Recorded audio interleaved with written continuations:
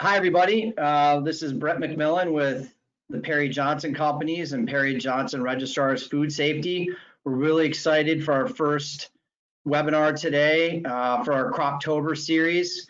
I'm really excited to have on board Scott Wall of New Age Laboratories and Anthony Silvernail of the Kentucky Organic Hemp Co-op. Today, we're basically going to have an open conversation about the science of hemp and what's going on in the fields. And for those of you participating, some of you may have already experience as being a hemp farmer. You might be a processor doing CBD oil, or you may actually just be trying to learn about the hemp industry as a whole. Perry Johnson Food Safety, we are part of the Perry Johnson family of companies. So we are a global certification company for most major ISO certifications, and relative to the cannabis and hemp space, we have also launched good manufacturing practices checklists, which are industry recognized. We're also recognized by the USDA for certifying organic. And we just want to talk about hemp today and what's going out in the fields and lessons learned from the harvest. So let's just dive into it here. Get the slides to move forward here. So that's myself, Brett McMillan. And we also have with us Scott Wall. Scott, you want to just kind of give a quick introduction of yourself and tell us about New Age Labs? Sure. I've been in the commercial laboratory industry for over 25 years. Kind of started in the environmental industry. We've expanded out into agriculture and horticulture with food safety as a complementary service. Big part of our agricultural, horticultural services is supporting the industrial hemp and medical cannabis industries. So here at New Age, we are one of two laboratories here in the United States that do a specialized analysis called plant sap analysis, which looks at the nutritional profiles with nutrient uptake in crops, which is probably one of the most dynamic tools that we've run across in the last 20 years. And we're really excited about it. It's growing in popularity and application. So that's a big plus that we see in the industry. And you know, as a whole, the cannabis space, whether it's hemp or whether it's marijuana, this is an industry that is hungry for science-based information. And so we're just really honored to be part of that movement forward. Great. Okay, and also we have Tony Silvernail. Tony is with the Kentucky Organic Hemp Co-op and also his own farm Beyond the Bridge. Tony, welcome. Glad to have you back again. I really appreciate it. I know you're busy out in Colorado right now. Give us a little bit of background, Tony. Okay, you'll have to excuse me where I'm at here. I'm in Grand Junction. The service, I'm in and out, so hopefully you're hearing this right now. Yes, yep. I'm an organic farmer of hemp, and I just been into the hemp field space the last couple of years.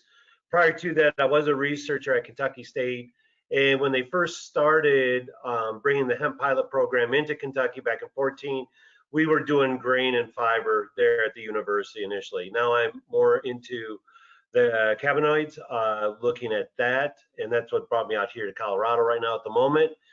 But yeah, we do have a small group of growers, and like a lot of growers from last year, we ended up eating a lot of hemp. Unfortunately, there was a huge glut last year, and we're still sitting on some we had from last year. So lessons learned, we're still learning. Like Scott was talking, and as Brett will mention too, you know, this is a real nascent baby industry, essentially. When you're looking at all the other major crops that are out there that are established, hemp, we're just still learning. And as a grower and as a past researcher, I can tell you that there is a lot of information that, like Scott was saying, that does need to get out there, and hopefully now with everybody working together on a state level and actually hopefully more on a federal level too, information will get out to the growers and will get out to the processors and stuff like that to make this more of an efficient industry and one that can benefit everybody and not just a choice few.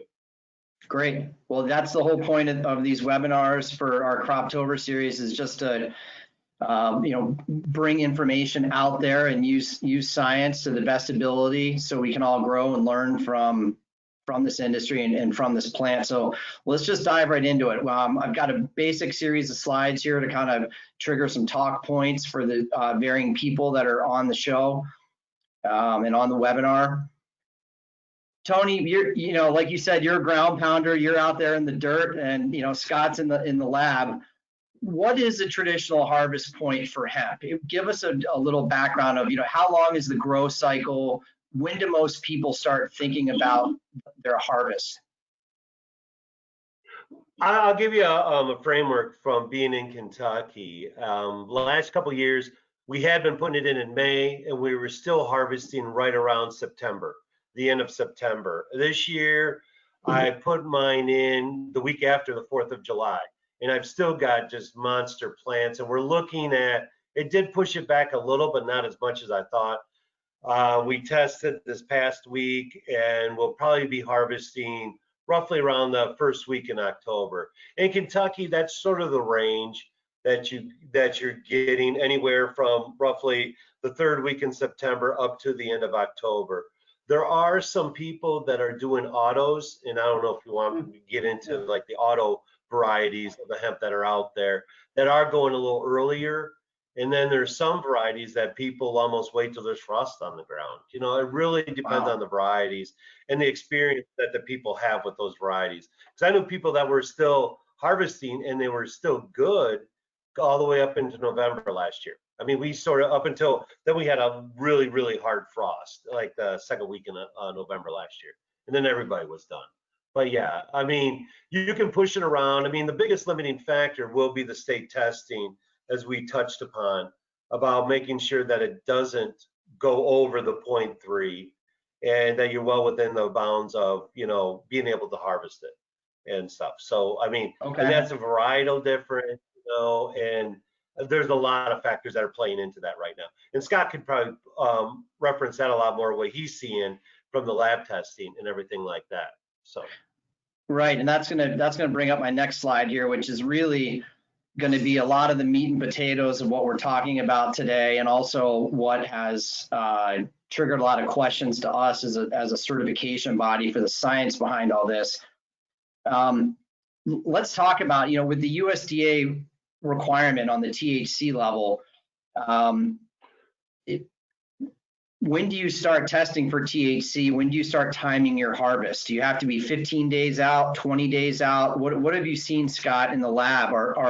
Are folks doing sequential testing to know when they need to harvest, or what does it look like from your end in the lab?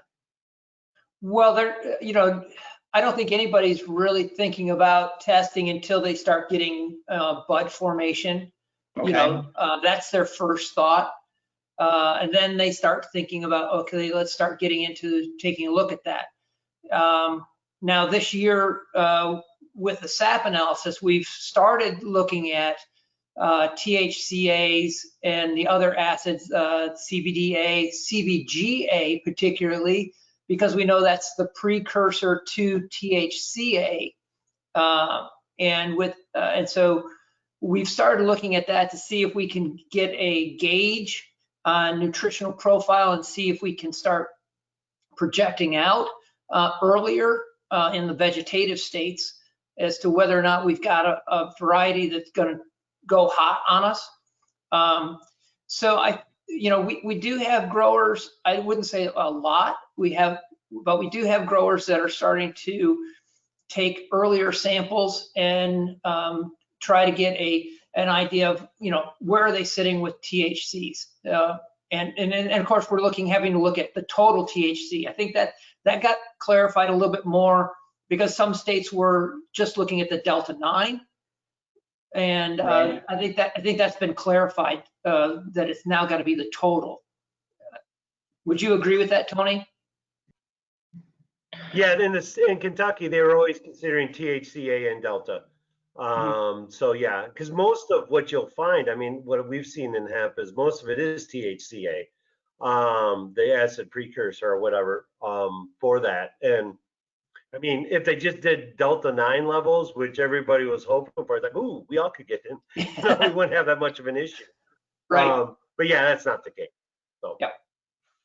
And let's talk about the final point there in terms of seed choice and genetics. You know, there's folks that are going for industrial hemp. There's folks that are growing, knowing that they're going to be extracting for CBD. You know, our sister company, Perry Johnson Lab Accreditation, which accredits testing labs to ISO 17025, like Scott and his lab is. We've seen a lot of certificates of analysis for, you know, seeds that are proclaimed to be 0% THC and such. What's your opinion on the seed industry right now, Tony?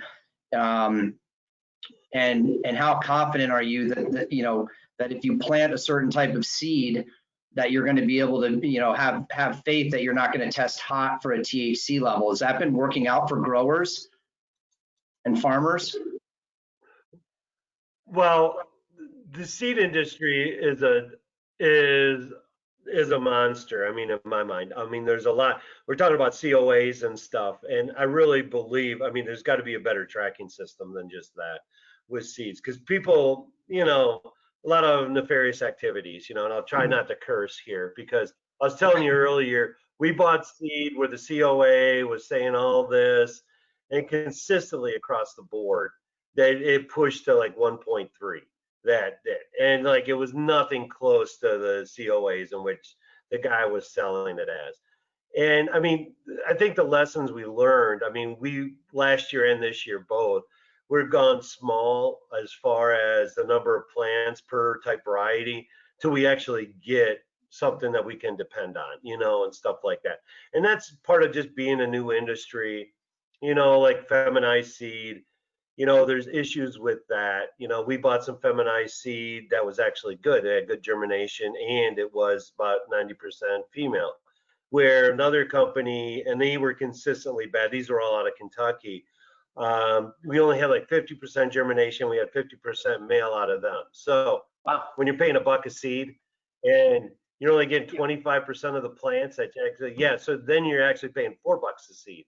At that point, yeah, that makes you curse a little bit, and you know, but I think, you know, we were all doing these all in small sections, like 1,500 to 2,000 plants per type variety. So you you learn your lessons, you take your spanking, you move on. But yeah, the seed industry, because of the variability of the genetics, and a lot of it hasn't really been, you know, backbred to really sort of get that stabilized. You know, there is so much variation with these plants right now. And I'm hoping, you know, as we go along and as this industry grows, that does become more, you know, more consistent for farmers, for growers and stuff like that. Because I mean, there is the option of clones, which are more consistent, but you know, in Kentucky, we hit droughts and stuff like that, hot droughts, and the clones don't do too good then. You know, whereas a traditional plant with a taproot does really well. We had that last year where we saw that. So, I mean, there's a lot out there, a lot of different opinions, and you know, so you know, just it's a buyer beware type thing. You got to be careful of. Interesting. So, Scott, what have you seen on the lab end of this? I mean, it seems like there's legitimate testing being done on the seeds by legitimate companies. Is there just too much variance or not enough detection limits, or what's your science opinion on that? I think that there are. I think the cannabis industry, whether it is hemp or marijuana, has been an industry that has been preyed upon by a large variety of people that are interested in capitalizing on profit. And there are very good individuals in the industry that are earnest and well-meaning, and there are people that are have no scruples at all and will do just about anything, and you have to do your research. If this is an industry that buyer beware is is probably top on the list, and you should always check your references on whoever you're working with. It's, when you talk about doing vendor validations, making sure that your vendors have credentials and stuff. This is an industry that it's almost mandatory. I mean, folks are paying way too much money for the things that they're paying for. They deserve to get quality, and Understood. support. Understood. Okay, well, let's get to the next slide here. Some more talk points. So during the harvest, Tony, what are some of the hurdles that happen in the field that are lessons that you've learned, not just with the THC, but maybe with the moisture content or mold or things like that in terms of the timing of the harvest? What are hemp farmers up against during this time? Well, yeah, it's really tough. Space, my biggest issue was space. The last couple of years I've been, initially people in Kentucky, everybody looks at like tobacco. It says, okay, this barn will hold this many sticks, will carry, so many acres, and I was sort of using that same spatial reference for my hemp, and we ended up being very short on space last year specifically, and that was plant size, and we're very successful.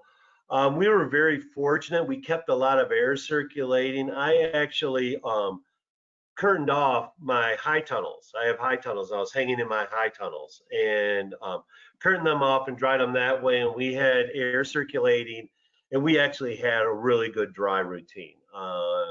It's one of those stupid luck, when a blind pig finds a nut once in a while. That was sort of us, I think, last year. We got lucky because, in all honesty, Kentucky can be very humid during certain parts, but we sort of hit a good dry period, and we were able to get good dry. We bucked it right away. The stuff is stabilized, and we still got stuff from last year when we tested, it was about 9 and 10%. We're still at about 7% with it. So it's sort of pretty good. We're happy with that because we're just getting rid of the last couple thousand pounds we had from last year. So just expect, the biggest thing is it's going to take, 3 times as much time as you think it's going to, and about double the space for drying and bucking. Bucking was the biggest, where you're stripping out the flower, was our biggest time constraint, and we got it down as you go along and as you're doing bigger. We were really small at 18. It didn't really affect us. Last year we went a little bit bigger, a lot bigger, and then we realized constraints on time and everything. And in Michigan, you're usually going to be drier in the fall too, up until October when it rains every day. Yep. But so yeah, mold will be an issue, and you spend all that time, doing a beautiful plant in the field, getting it hung up, and doing a beautiful job with everything, only to have it mold while you're hanging it. Yeah, that did happen to some Kentucky growers too. Saw that, and yeah, that's a sad moment. And so on a science end of things, Scott, what do you do for mold remediation? Is it possible to save the crop, or what have you seen from some of your experiences on that? Is it based on how well you're drying, or what can be done to remediate with mold? Well, I think, when you start talking about remediation, you're kind of in the hole already to start with. Right. One thing with both our hemp growers and our cannabis, our marijuana growers, is that we want to always start with an ounce of prevention. Prevention is better than remediation. So in your drying barns and wherever you're going to be processing, take the time to do environmental monitoring, swabs, make sure that you sanitize the facility as best as you can. I know that for the typical grower, that may not make sense, but you're not. You need to make sure that you reduce yeast and mold spores in your drying facility as much as possible, even though you're going to be bringing in a product that might carry that on there. Reduce it. Don't have it on your surfaces. That's one way to start. Okay. Beyond that, you're almost when you start trying to remediate it off the product, now you're really getting into that medical marijuana kind of category. And if you're looking at processes like freeze drying, or if you're looking at UV lights and things like that, I mean, there are mechanisms in which you can treat that kind of stuff, but I don't know if it's economically feasible for industrial hemp versus versus the cannabis industry. So I think maybe Tony would have a better idea about the economic structure for something like that. Well, what we did in one of our, we had a rain, we had some water settling in one area, and some of the hemp that was actually touching the ground because it was too tall got mold on it. We went in there, we just pulled it out, and we destroyed it. I mean, we didn't even try to remediate it. We just took that as a hit and then just got rid of it, got it out of there. And then, Yep. Then you put in the dryers. But yeah, we're being air dryers that we are. I know that mold issue, unless you're getting it from the field, isn't much of an issue for big dryers and stuff. But some of the boutique harvesting that we're doing and the plants that we're doing for some of the boutique industry don't want dried, don't want dry or dried hemp. They want it air dried because they believe that it affects the cannabinoids and stuff levels a little differently. So we got that from some of our buyers last year, that they were happy that we weren't, putting it into a dryer. But so yeah, there is always that risk. And for me and for us, it was just a matter of trying to control it on the front end, like you were saying, Scott, culturally. Leaving space, you can't pack it in as tight because you're going to have to let air flow. It's like anything, if you're going to grow in a greenhouse or in a high tunnel, you got to let air flow or you are going to get disease issues because you get stagnant, wet air, and then it becomes an issue. Right. And I think, your integrated pest management is key, making sure that, whether it's organic or not, making sure that you're handling your pest management in your field. Because anytime that you allow something else in there, like a borer or a hopper, they're opening up that tissue to exposure. And then you open, once that plant is open, now you've got a place for pathogens and molds and yeast to get in there and create colonization locations. And you want to minimize that. So, again, it's all prevention. I want to bring up a couple. That's interesting. Or go ahead, Tony. Oh, no. I was just going to add to what Scott was saying. It was interesting because that was mentioned a while back. Last year, we had a really bad earworm issue on the buds, and they're wondering how that was going to carry over. I'm not sure if the entomology department at UK came away with anything, concrete, but that is an interesting observation that, yeah, you are opening up the plant to other issues. When you get that, and like in Kentucky, the earworm was our major issue last year. Yep. So in terms of, Scott, how you're talking about the science of the hemp plant and how it's I guess the right phrase would be bioaccumulator in terms of how much the plant, sucks up. What have been your experiences with soil types and fertilizers and what farmers are putting out there in the ground and how it's affecting the hemp plant? I mean, is it all over the place? Are fertilizers kind of like the seed industry in terms of what can be trusted? I mean, what's going on out there with fertilizers and into the dirt and what's then getting up into the plant? Yeah, be careful. I think that's, again, it's a buyer beware. Don't think that you have to buy specialty because you're doing hemp, but be smart because the cannabis species will bioaccumulate heavy metals. In fact, it's been used for environmental cleanups. It's very good at bioaccumulating heavy metals. So you want to make sure that any product you're putting out does not contain heavy metals. I know a lot of people like to use things like seaweed and stuff like that. Some kelp products, depending on where the kelp is harvested, can be high in heavy metals, particularly arsenic.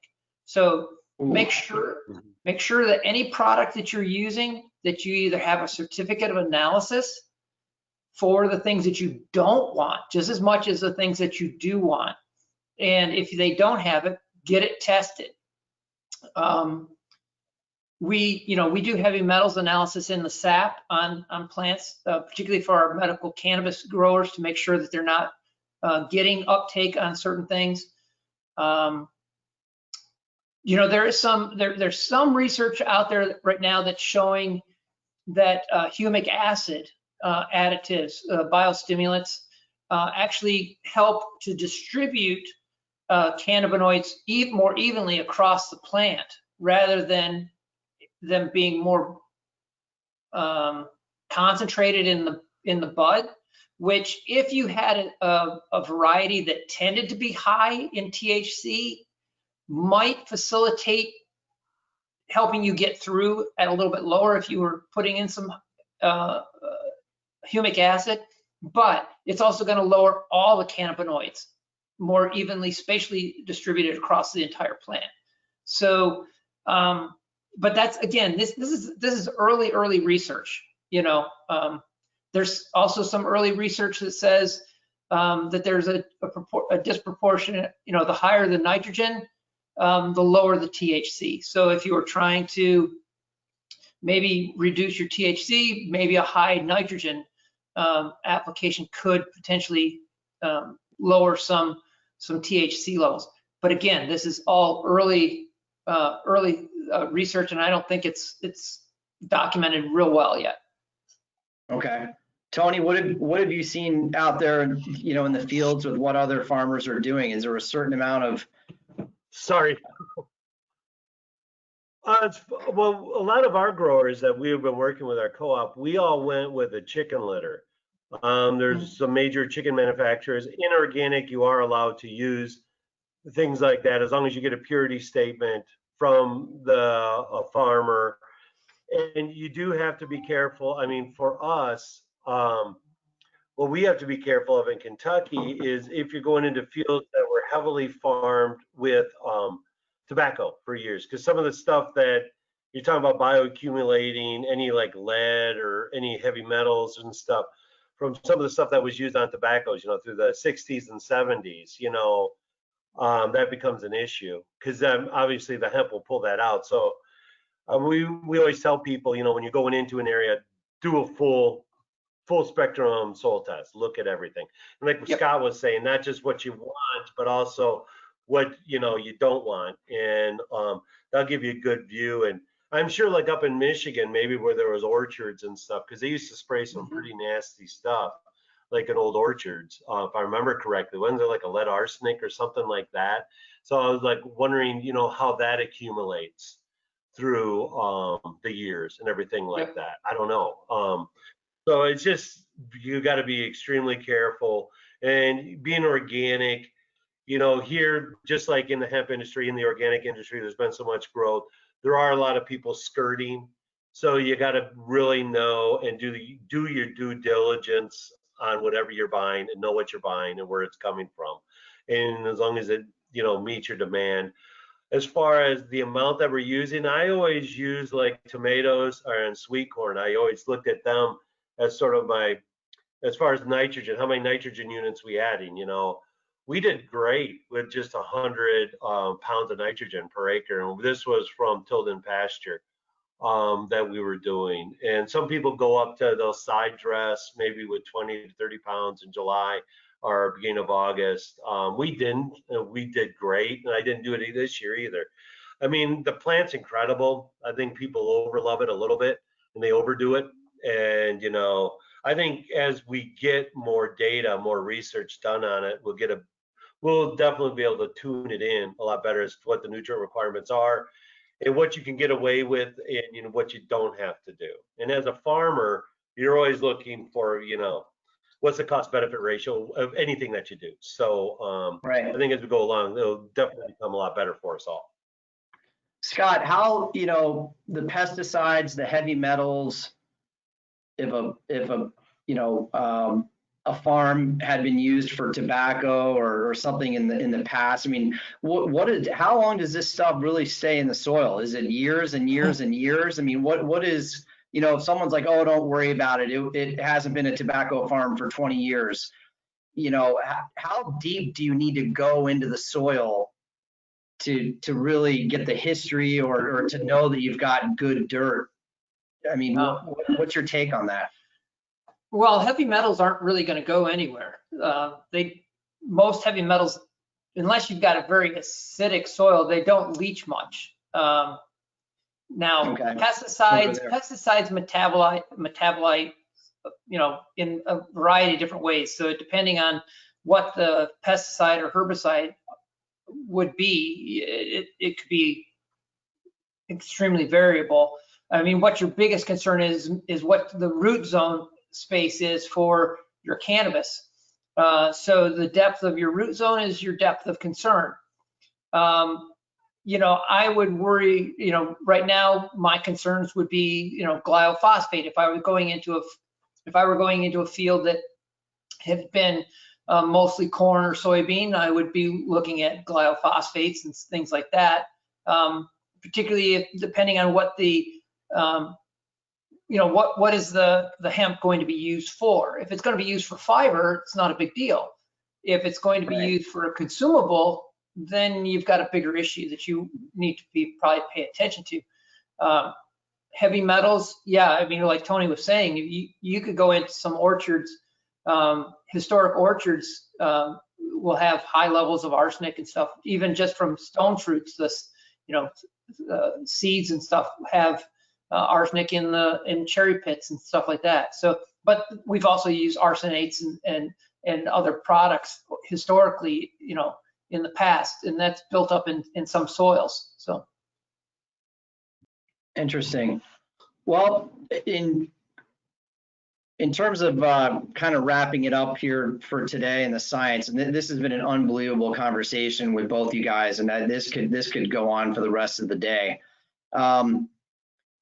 Sometimes we get inquiries for folks that are exporting oil, CBD oil, to some extent, out to outside the United States. It's interesting to see the demand of hemp being exported from the United States. Tony, what is the street value of a pound of hemp right now, or decent extracted oil? What is the commodity market like that you're seeing for the value of hemp?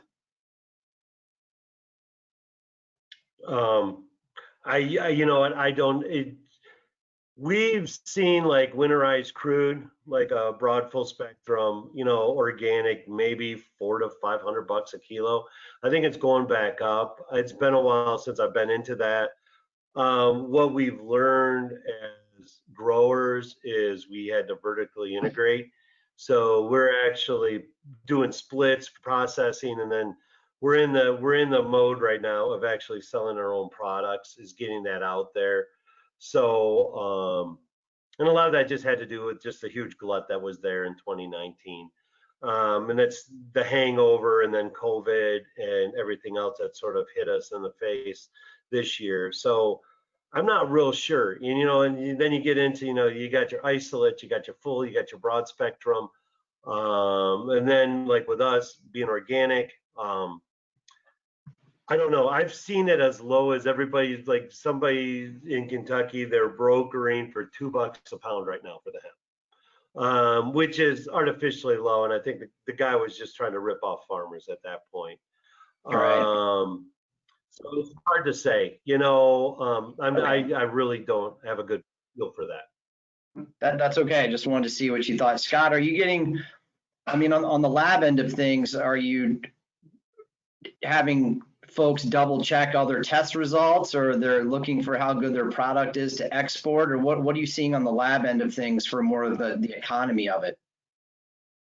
I think we get some double checking when somebody doesn't believe the data they're getting from a state lab, or they think that they've got a broker, they're desperate to get it sold. They've got a broker. The broker wants confirmation on the potency and the product's been sitting in storage for 6 months. Remember these cannabinoids have a half-life of about 6 months. So, Okay. they want to know, how has it changed in storage? And sometimes the brokers will ask for further analysis, like they want pesticide analysis and et cetera. So I think that's what I've seen, from a standpoint of the economics on it. Are you getting samples that are, tell us about, have you gotten some samples where you've done, additional tests for a broker and there's been a lot of pesticides or heavy metals or just some strange things come out of the lab? We usually have to, on a lot of stuff, because, we don't have a safety compliance license with cannabis yet, we're hesitant to take on any flower products at this point. So we do a lot of referral on that. We work with live tissue during the growing stages, but as far as finished product, we'll refer them. We work with partnering with Crop Health Labs out of Oregon. That's a partnering lab that we work with. So if there's something along those lines with flower, then that's a lab that we'll partner with until we get our safety compliance licensing in place. That way, because we just don't want to jeopardize anything like that. Understood. Well, everybody, this has been an amazing webinar with a lot of information. I think it's probably going to lead to another one. And Scott and Tony, I want to personally say thank you for coming on board and helping us out and giving your insight and your experiences, because that's important for the industry and the folks out there, and that we can all learn from. So this slide and this webinar will be put up on the PJRFSI website. And so if you would like to get in touch with myself and the services that Perry Johnson offers in terms of certifying crops, processes, good manufacturing practices, things of that nature, our information is there. And if you would like to reach out to Tony or Scott in terms of their experiences with farming and the laboratory end of things, I think after watching this webinar, I think you would know that either one of these gentlemen is an amazing resource for that. So I just want to say thank you to everybody for attending, and we'll get this up on the website, and have a great rest of your day. Thanks, Scott. Thanks. Take care. Thanks, Tony. Yeah, you too, Scott. Good meeting you, and we'll be probably talking, Brett. Take care. Take care, Absolutely. Tony. Have a good day, everybody. Bye. Thanks, Stone. No problem.